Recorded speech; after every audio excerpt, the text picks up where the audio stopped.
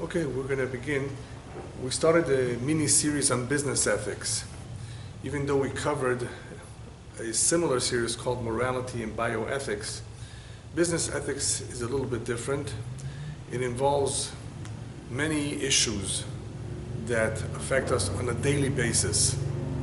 Whether you're in business or not, unfortunately, many things happen that can go wrong. Many things that people do, they're not even aware that they are ethically not right. I decided to talk tonight about corruption. Corruption being the most malignant cancer in society. And whenever I mention casually corruption, people think, oh, Latin America, Africa, the Middle East. Not necessarily. Corruption really is a problem everywhere, in every country in the world. Some more, some less. But it's still something that has always been around. And it's something that unfortunately affects the greatest and the lowest. It affects all of mankind. Even the best of people have become corrupted, unfortunately. What is corruption? What does the word corruption come from? In Hebrew, it's shchitut, but the word corruption in English, corrupt, comes from the Latin corrumpere.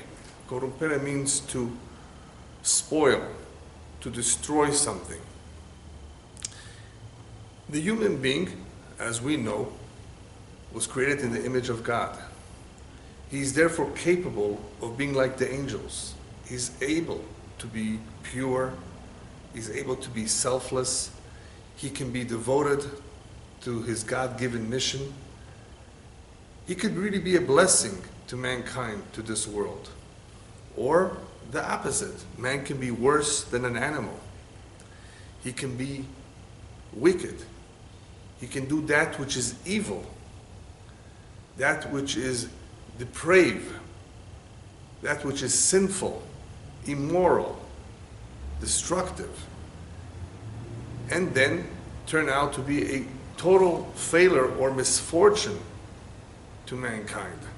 So you have the two opposites, of which the same human being, regardless of where he is born, regardless of his background, we believe in free will to a certain degree, and he's capable of making choices.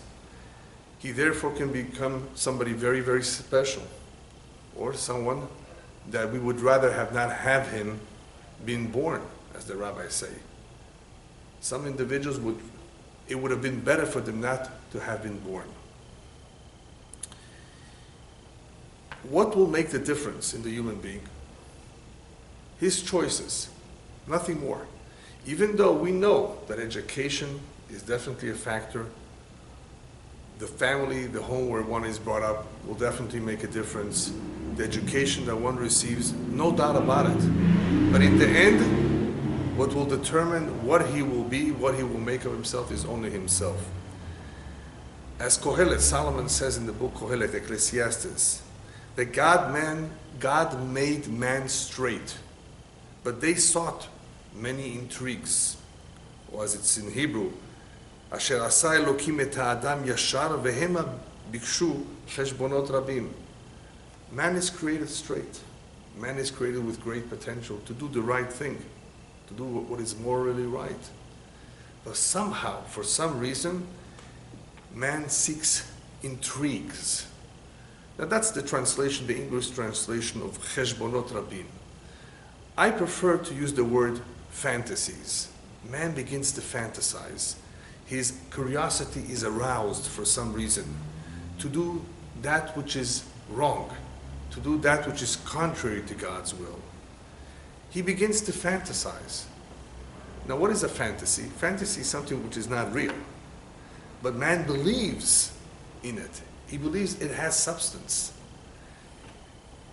And what does he fantasize about? He fantasizes what would it be like if he was powerful like the gods? After all, isn't that what the serpent told Adam and Chava? V'tem kelokim. You will be like the gods or like the angels. You will be all powerful. in some way, this is what man fantasizes about, that money or positions in power can make him happy, can make him achieve that which is so important to achieve, and that is to be better than everybody else, to be richer than everyone else, to be on top of everybody, to control others. Man begins to fantasize about this, some more and some less, in various degrees. Thomas Jefferson, the third president of the United States, because of his involvement in politics, said the following: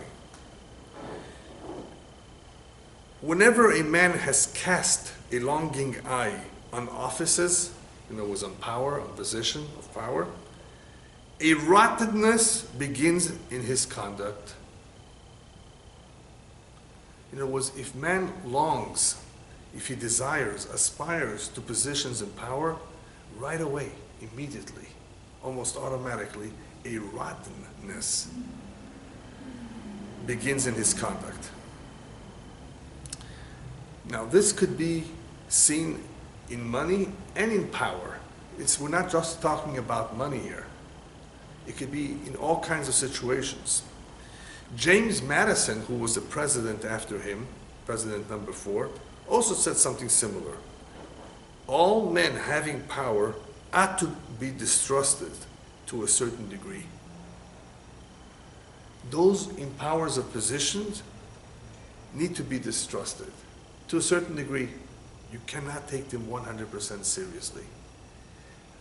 And as the famous saying goes, power corrupts.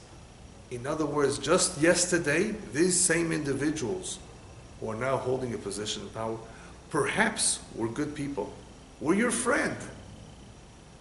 And after they've reached the position of power, after they've become wealthy, or as they say in English, filthy rich, all of a sudden, they look at you differently.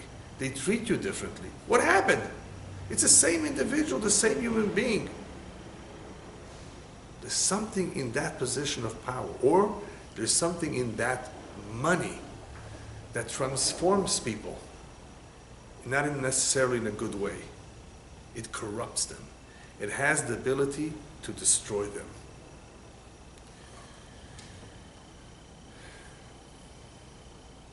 Where do you see this? What would be some examples of how power corrupts? Well, the first one that comes to mind is how you can bribe. By using bribery, you can get all kinds of things done that are wrong, that are otherwise illegal. But somehow, if you write a big check, for some people it has to be a big check, for some people even a small check. Bribery may corrupt an otherwise good individual to do that which is wrong, that which is corrupt. You have people who abuse their power.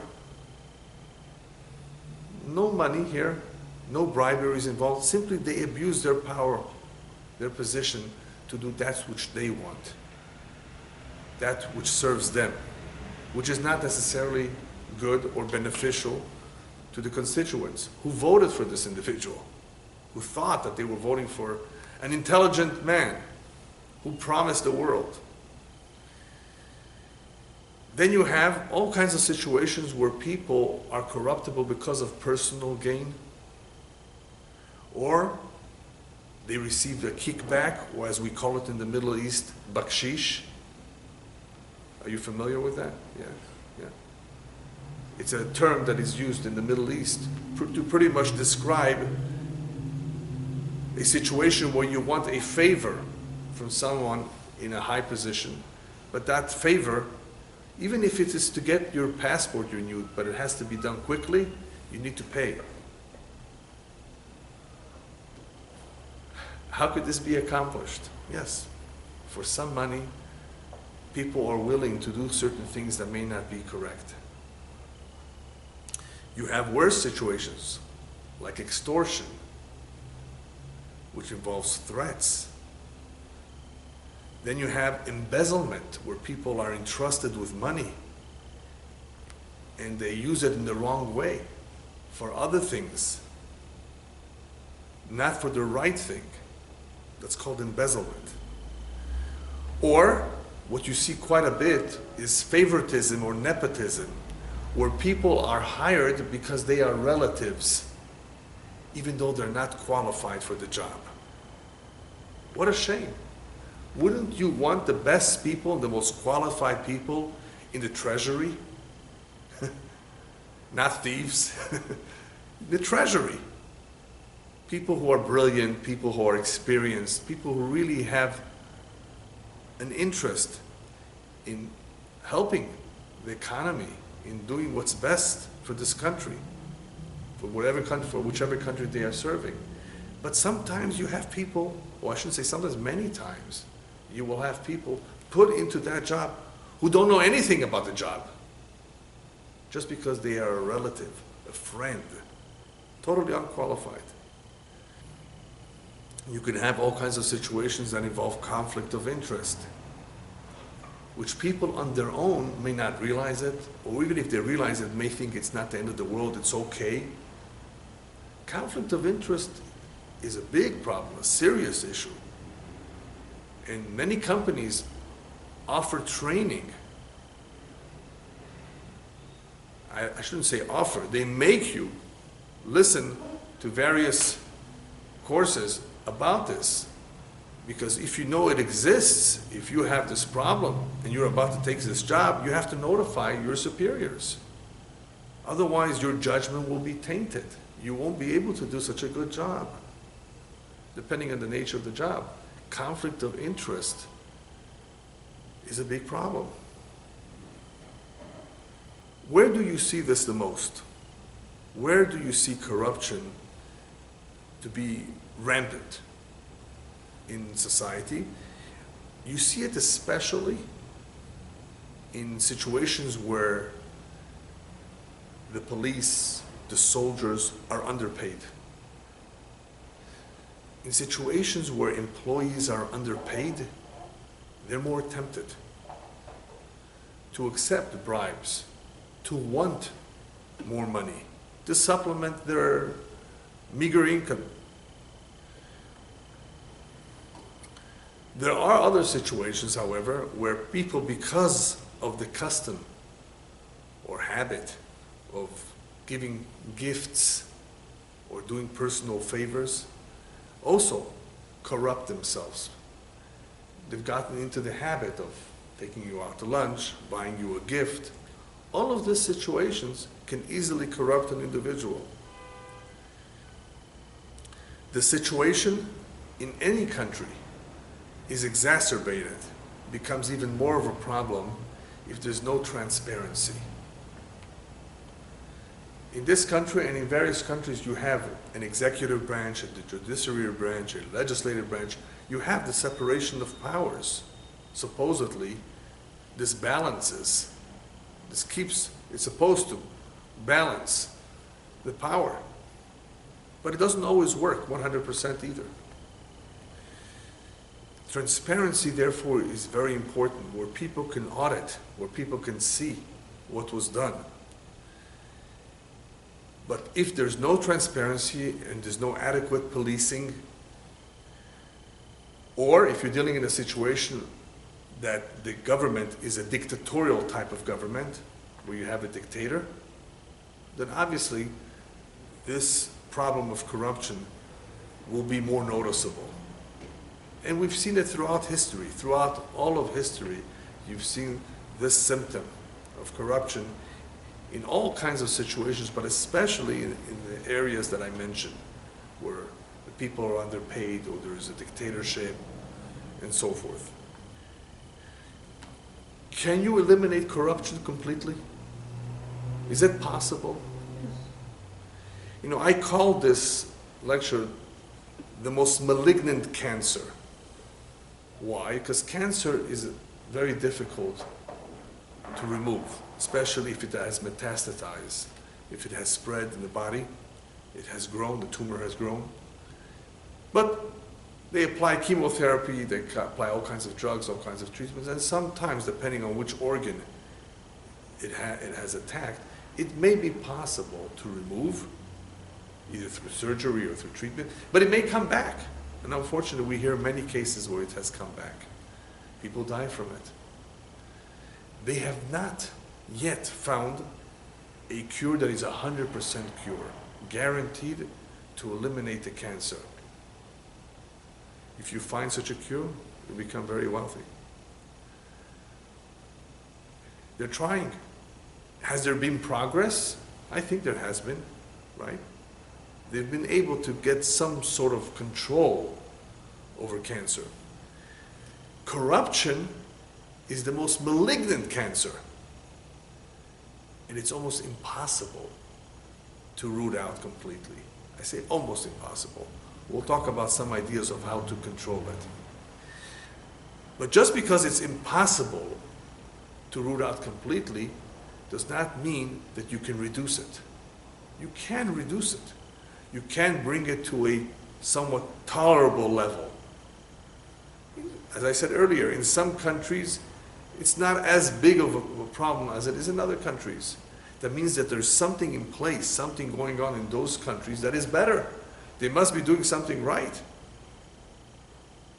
You can't just bribe officials in this country in the same way as you can in other countries. I mean, you probably can still bribe them, but it requires a lot more money, because human beings can be corruptible. But some countries are worse than others.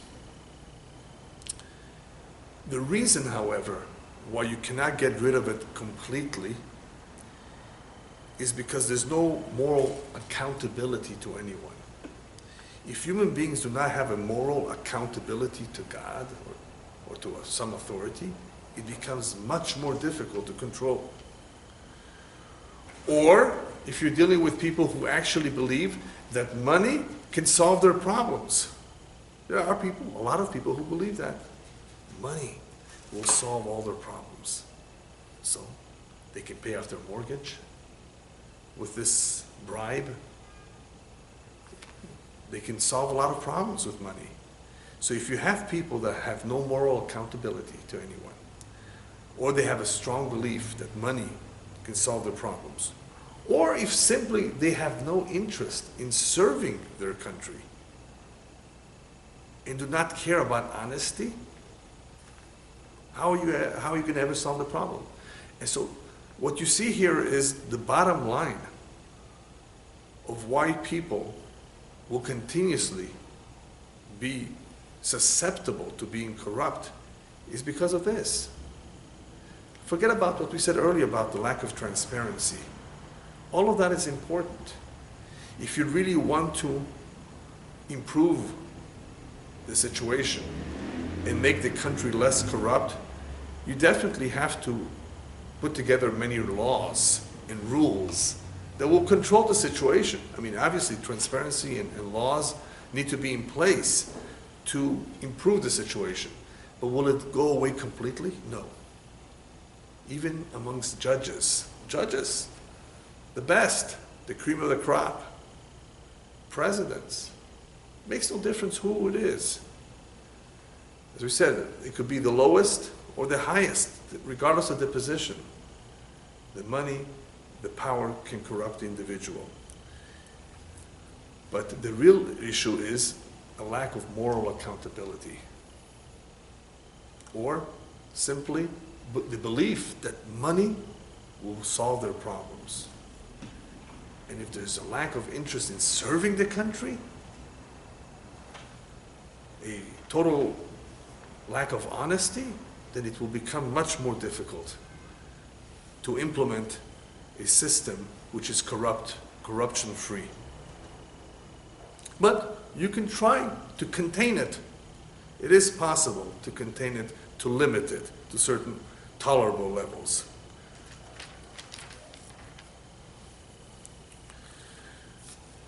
If you learn Pirkei Avot, Ethics of Our Fathers, the rabbis warn us, don't befriend politicians. Don't get too close to them. Don't think that they will help you out, that they will do you a favor. Why not? Because they don't deliver on what they promise. When they need you, they promise. Right. When you need them, they're not there for you. Sounds familiar? Yes. Yes. You think this is only true today? It was the same always, the same thing. This is the rabbis telling us years ago. Don't befriend them, don't over trust them, don't put your confidence in them too much. Don't trust what they say, because they promise but they don't deliver. What does the Torah have to say about this? The Torah goes a little bit further into this problem by telling us, take for example shochad, bribery. The Torah says, you know what it does? Shochad bribery blinds the wise. You have a wise man. He's a wise man. But shochad, the bribe, will blind him. And it will pervert the words of the just. They're just, they're righteous people. It will pervert them. A little bit of money. Somehow that individual will perhaps justify accepting it. As we've spoken about in another lecture, how the mind rationalizes and justifies anything, even though it's against the law. The mind can somehow figure out a way, well, it's not going directly into my pocket. It's going into his pet project. Well, it's the same thing.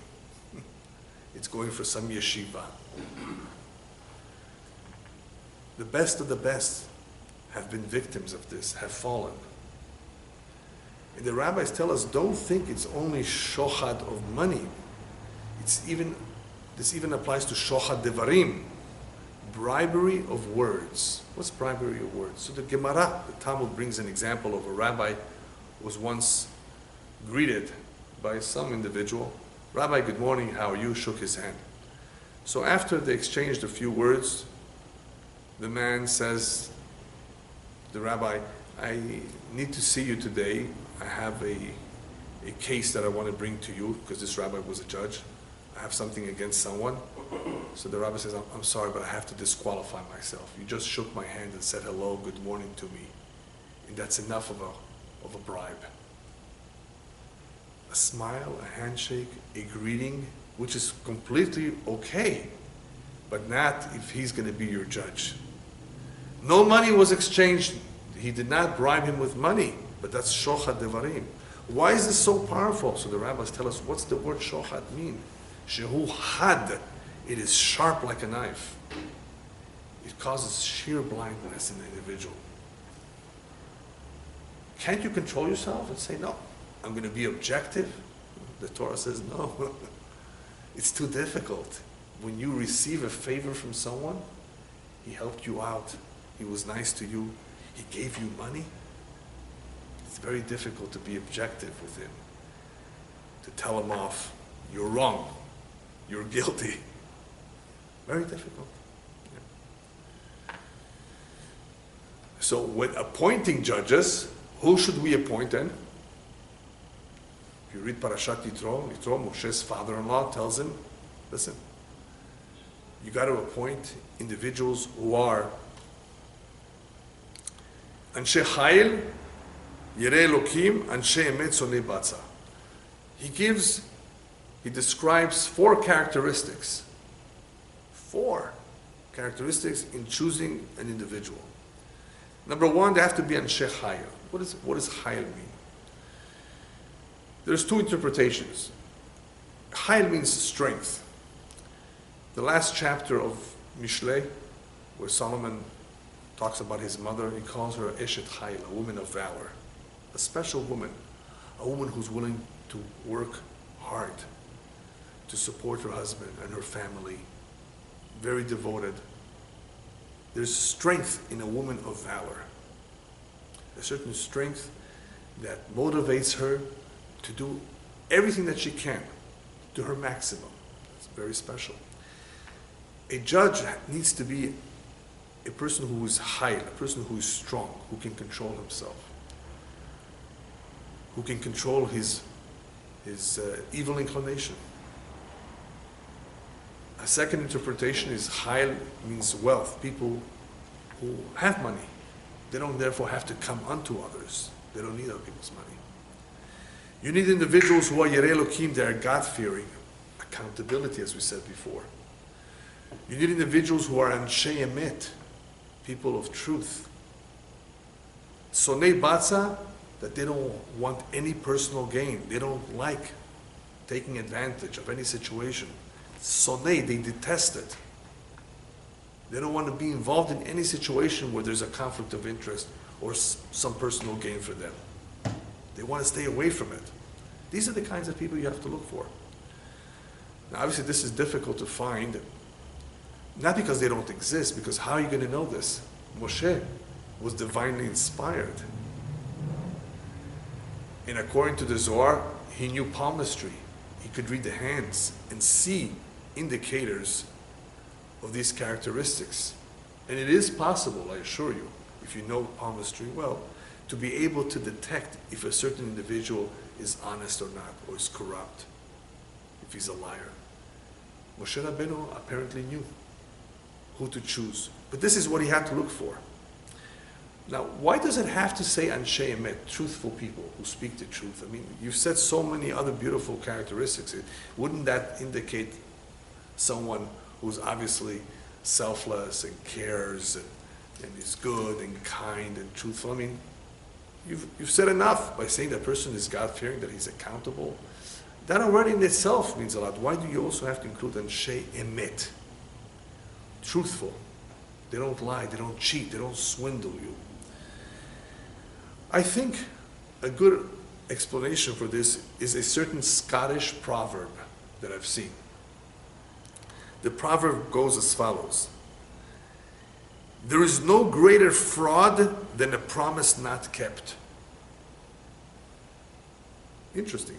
There's no greater fraud than a promise not kept. You made a promise.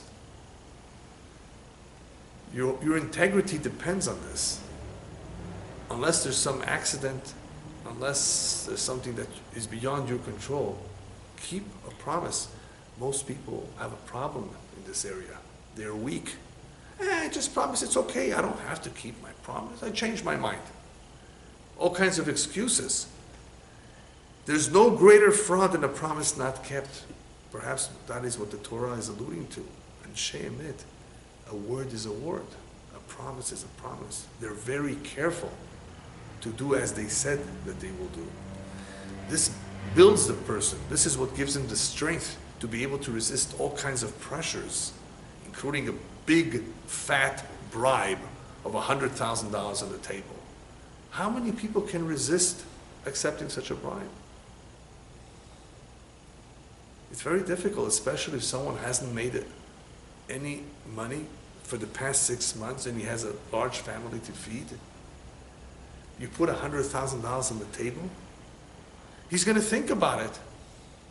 Unless he has those qualities that we mentioned. He's God-fearing, he's accountable. David HaMelech says it a little bit differently. He says, you know why not everybody is able to be so strong in this area? To be close to God and to be focused on doing the right thing. He says in Tehillim, Psalms, Mi ya'aleh behar Hashem, mi yakum b'mkom kodsho. Who will be the one that will ascend the mountain of God? In other words, that will come close to God. There will be a righteous individual. He mentions the ki chapayim uvar levav, person whose hands are clean and whose heart is pure. Hands that are clean from what? From mud? No. Clean hands is a metaphor to describe an individual who's honest in business dealings with people, in keeping his promises as well. Neki Kapayim covers a lot of areas in life. His hands are clean. He doesn't hurt anybody. Whether it's verbally, physically, financially, his hands. His hands are clean. What about purity of the heart? That we'll talk about perhaps next week when we talk about hypocrisy. An incredible topic. Hypocrisy. How is hypocrisy different than corruption? Do you know? A person who's a hypocrite, How is that different than an individual who's corrupt? Simple. A hypocrite behaves or gives the impression that he's such a good individual. He does many things to conceal the other side of himself. A corrupt individual, of course, will attempt to conceal his corruption, but he's corrupt through and through. You don't see another face. You can basically, once you get to know him, you see that he's not an individual of integrity. So we need to talk about the hypocrite separately. So David HaMelech, in speaking about an individual who is neki chapayim uvar levav, who has clean hands and a pure heart, says that's what's required to ascend the mountain of God. If a person wants to succeed in his relationship with God and with human beings, to be a decent human being, respectable human being, this is what's required of him. This is what's expected of him. Since this area of honesty and integrity is so important in life, our tradition says that when we head upstairs after 120 years, they will interview us and ask us all kinds of questions. One of the questions will be, Nasata v'natata b'emunah. Did you conduct business honestly? Why ask such a question? There's so many other questions to ask. There's so many commandments. Why ask, or why talk about, did you do business honestly? Because this tells us a lot about the individual, about the human being. This in itself will tell you about everything else he did. Whether he was sincere or not, whether he was a corrupt individual or not. The business dealings of his will tell you a lot about him. But when we talk about Nasata v'natata b'emunah, did you conduct yourself properly? It's not just about money. It's did you care about somebody else's money? How's that? Well, let's say you saw a lost object. Let's say somebody's wallet. Did you bother seeking the individual, calling him up, mailing it to him, or at least giving it to the police station? Did you care about other people's property? You know, there's all kinds of situations where people will bang somebody's car and just drive away, not leaving a little note, oh, please call me. It's tempting to drive away. It's just a scratch, it's not a big deal. It's an old car anyway. See how the mind works in justifying, in ignoring somebody else's money, somebody else's property. People don't care. That is a lack of dealing with people in an honest way. So when they ask us that question, they're not necessarily only talking about business per se. It's also, how did you treat others? How did you relate to them? You saw somebody in the street. Did you say hello to him? The rabbis tell us if somebody always tells you hello and you don't return the hello, you're stealing from him. It's like you're depriving him of something that he gave you. He greeted you. He was nice to you. He smiled at you. Why didn't you do the same? You know, people can misunderstand an individual who doesn't look at you. Oh, he's probably upset at me. Not necessarily. He could be absent-minded. Be careful. When you see people, you be the first one, the rabbis tell us, to greet him. Don't wait for him to greet you. And when you do greet an individual, do it with a happy countenance. Do it with a smile. Don't look at him like, like you're upset at something, or him. Treat him nicely. Greet him in a nice way with a smile. It can make a world of a difference. A smile, a compliment, a tap on the shoulder. People remember this years later. Rabbi, you gave me a tap on the shoulder that one day. This is a story with a student and his teacher. And you motivated so much. You made me feel special because of that tap on the shoulder that you gave me. How did you deal with people? How did you relate to them? That is what they will ask us. Because it's not only about making the person feel good, it's about building integrity. It's about becoming a righteous individual, becoming stronger, becoming selfless, not only caring about ourselves and our money and our property, but about somebody else. Otherwise, how do you avoid being corrupt?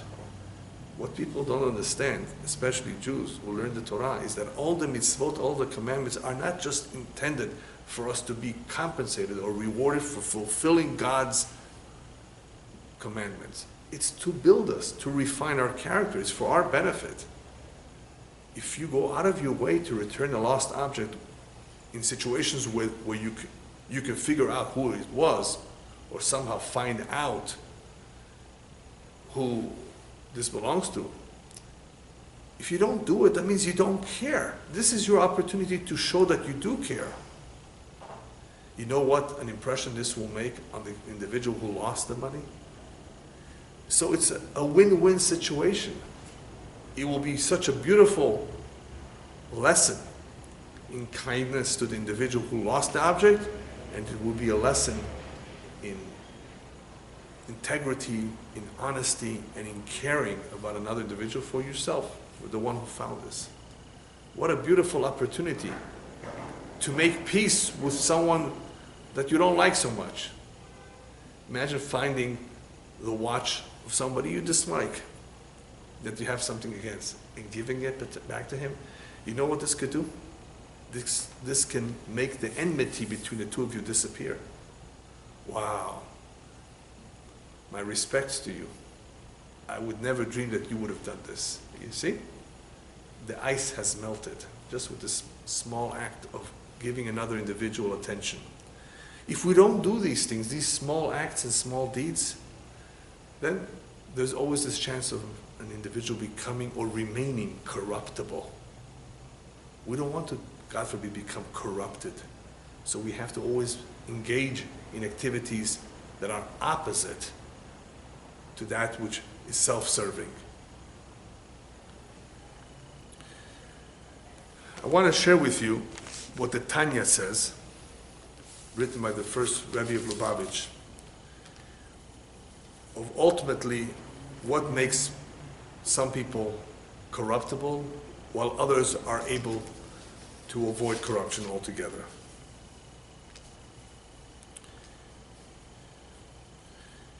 He says as follows, "Haosim gufam ikar v'nafsham tefela I efshar liot ahava v'achva amitit b'nehem." Those who give priority to their physical selves and make the soul subordinate cannot achieve sincere brotherhood. In other words, if the physical self is more important than the soul, they can never achieve brotherhood, unity with other individuals. Rabbi Twersky has a beautiful book called Growing Each Day, and he elaborates a little bit more on this particular passage in the Tanya, and he says as follows: separation and divisiveness among humans do not derive from the soul, because the soul are really all one. They come from God. Where does separation and divisiveness amongst people come from? It comes only from the physical self. When people overemphasize the physical self, that is what causes divisiveness. The needs and desires of the physical self, the quest to satisfy one's earthly drives, are the causes of divisiveness. Therefore, he says, to the degree that one recognizes the neshama, the soul, as one's true essence and subordinates the physical self thereto, to that degree one can eliminate the divisive factors and achieve true unity and brotherhood. Now we can understand what Hillel said about love your neighbor as you would yourself. That is the essence of the entire Torah. How do you achieve such a love that you care about another individual as you care about yourself?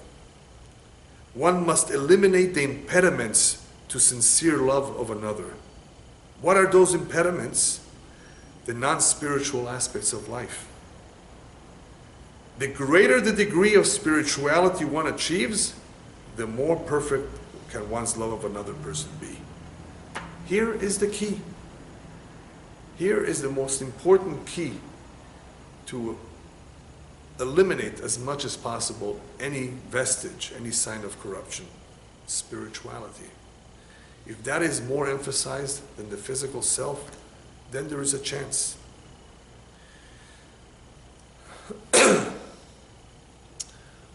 Unfortunately, when you read Jewish history during the Second Temple era, one of the most unusual things happened. What was the most important position besides a king in Jewish society? The Kohen Gadol, very powerful position. The high priest. The rabbis tell us that during the First Temple era that lasted 410 years, we only had 18. Each one lived a nice, long life. So within 410 years, to have 18 is very good. During the Second Temple era that lasted 420 years, we had 300. They barely lived after 1 year being in power. Why? They didn't live long. What happened to them? Unfortunately, that position of power was very much coveted by individuals who were not qualified. They paid, they bribed all kinds of people in authority to be elected, to be the one chosen to be the high priest. So an unqualified high priest to enter the Holy of Holies on Yom Kippur, he would not make it after a year. He would die. Which explains why we had 300 Kohanim Dolim high priests during the Beit Sheni, during the Second Temple era. A sign of corruption. It's incredible. You look at it and you say to yourself, doesn't one learn from the other? He saw 200 before him die. What's going on? Look how powerful the temptation is to be in power, to have the prestige, or to have the money. Look what it does to a human being. Look what he's willing to do, even though he knows he's going to die. He's not going to make it. He's not qualified. He wants to have it nonetheless. Incredible. Just to finish up, I want to share with you what Dr. Abdul Karam, I don't know if you heard of him, but he was the 11th president of India. He just passed away. He was a famous scientist, intelligent individual. And he says as follows about corruption. According to him, what is the only possible cure that can help society in deal with corruption? And he says as follows. If a country is to be corruption-free and become a nation of beautiful minds, I strongly feel that there are three key societal members who can make a difference. They are the father, the mother, and the teacher. I think that is very insightful. There's a lot of truth to that. That what can very much greatly help is if a father and mother are a good example, and that they teach and guide their children properly. The same thing with the school, with the teachers. But unfortunately, today's school is bankrupt. Morality is out. Certain things that were acceptable in the past and that were normal today are not respected. There's a lack of respect for the elders, a lack of respect for the parents. Unfortunately, society has deteriorated, degenerated so much more than in the past that simply the keys to bring about a more noble society that values spirituality and morality is much more difficult to attain than in the past. To convince kids about these things in a world that is so full of materialism is so much more difficult. When they see other people strive for positions of power and money, they don't have any incentive to do otherwise. It is a real big challenge today for someone not to be corrupt, not to follow the trend, and to do what others have done. So I agree with him that to an extent, obviously, it would make a difference if the parents, if one's parents and the teacher, the school, imbued the important values into the children early on. Obviously, all of this will make a difference. But let's not forget, the bottom line is always going to be what Shlomo HaMelech says in the end of his book, Kohelet.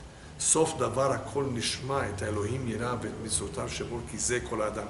In the end, the bottom line, what matters the most, is fear God. That's what he says at the end of his book.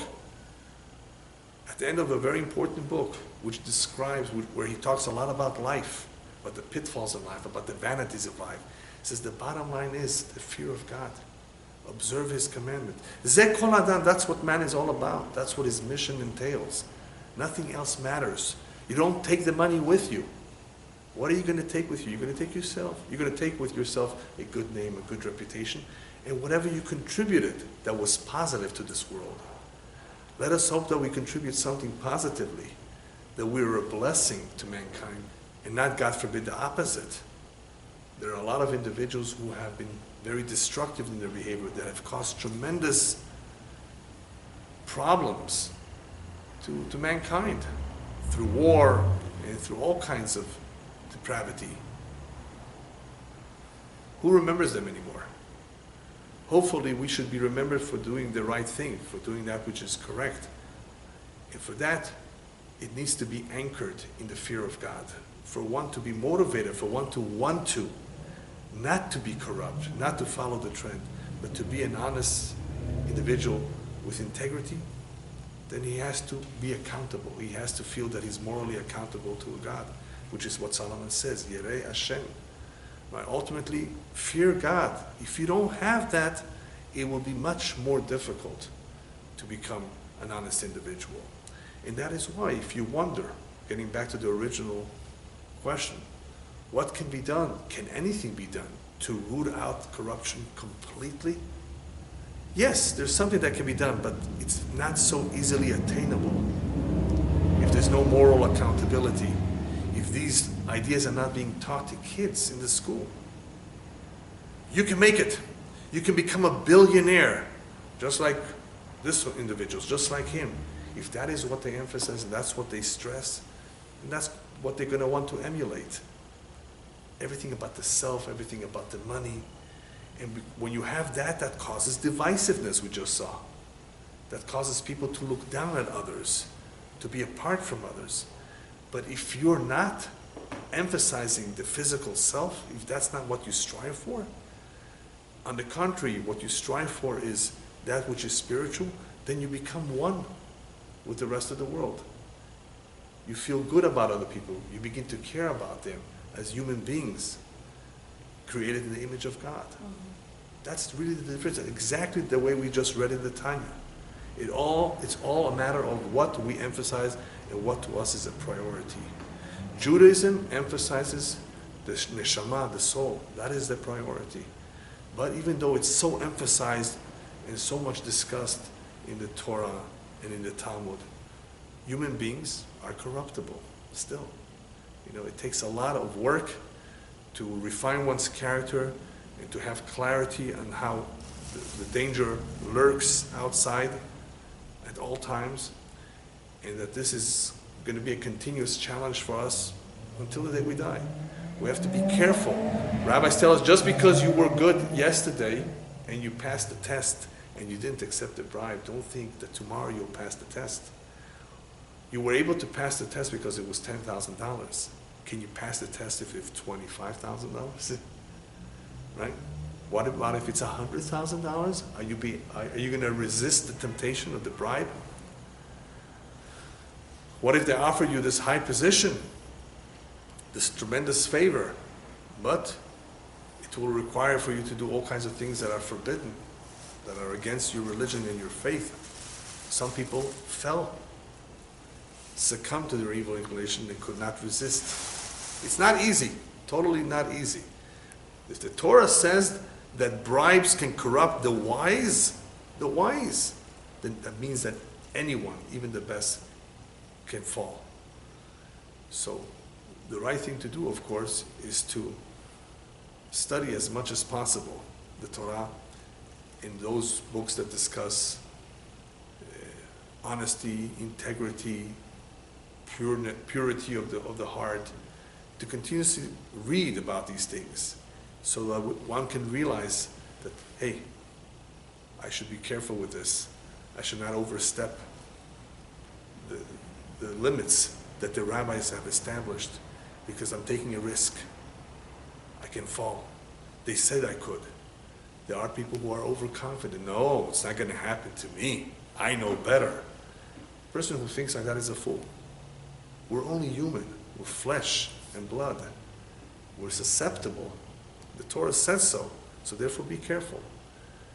The best chemotherapy, the best treatment, therefore, to eliminate this cancer called corruption is therefore spirituality, the fear of God. That is at least what gives us the best chance to be strong, to be able to overcome, B'ezrat Hashem, all the challenges that lie ahead of us. Amen.